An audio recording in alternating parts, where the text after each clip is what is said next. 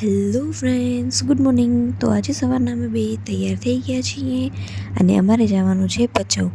કેમ કે 2-3 દિવસ પહેલાં ભચાઉ ગયા હતા ને ત્યારે રિપોર્ટ કરાવવાના બાકી રહી ગયા હતા. તો કીધું એ હવે આજે કરાવવાના છે. ડૉક્ટરે 2 દિવસ રહીને આવવાનું કીધો હતો એટલા માટે.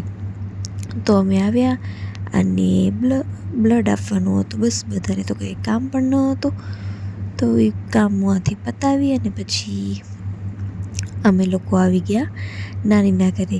આવીને હજી તો બેઠા ત્યાં તો ફૂલ વરસાદ ચાલુ થઈ ગયો.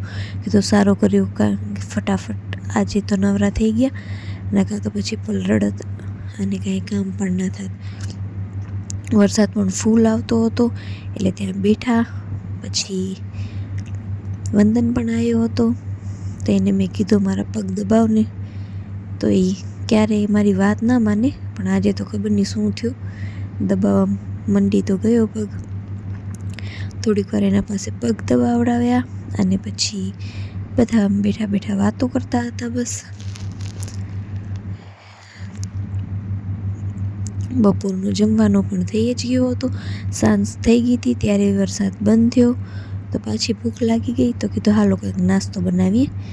તો બધા પડીકા મંગાવી અને કીધું ભેલ બનાવી નાખીએ આજે. તો ધરાય ડુંગળી ટમેટા ને એવો વિતર્યો હતો, તો બધું મિક્સ કરી નાખ્યું એક તપેલામાં, જેટલા પડીકા લઈ આવ્યા હતા ને બધા જ. પછી ધરા ગઈ લીંબુ ગોતવા માટે અને બસ આ ભેલ તો તૈયાર થઈ જ ગઈ છે. આમ જો કેટલો કચરો ફેલાયો છે અમે લોકોએ. હવે આ બધું પરીને સાફ કરવો પડશે. કચરો તો એમને એમ રાખી દીધો અને આ લીંબુ લઈ આવે તો કીધું લીંબુ નાખી અને પછી ખાઈએ. તમને આવી ભેલ ખાવી પસંદ છે કે નહીં મને કમેન્ટ કરીને કહેજો. મને તો બહુ જ પસંદ છે. બસ પછી અમે લોકો ભેલ બનાવી, ભેલ ખાધી.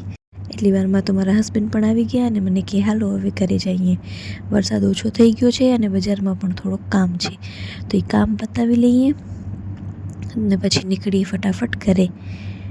તો બજારનું કામ પણ અમારું થઈ જ ગયું હતું અને પછી એમને બેંકમાં થોડુંક કામ હતું તો એ પાછા હું 2 મિનિટમાં આવું છું.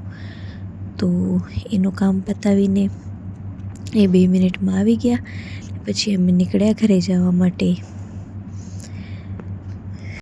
આવા મોસમમાં છે ને બહાર જવાની બહુ જ મજા આવે, પણ જ્યારે સામખિયારી પહોંચીએ ને ત્યારે બહુ જ કંટાળો આવે.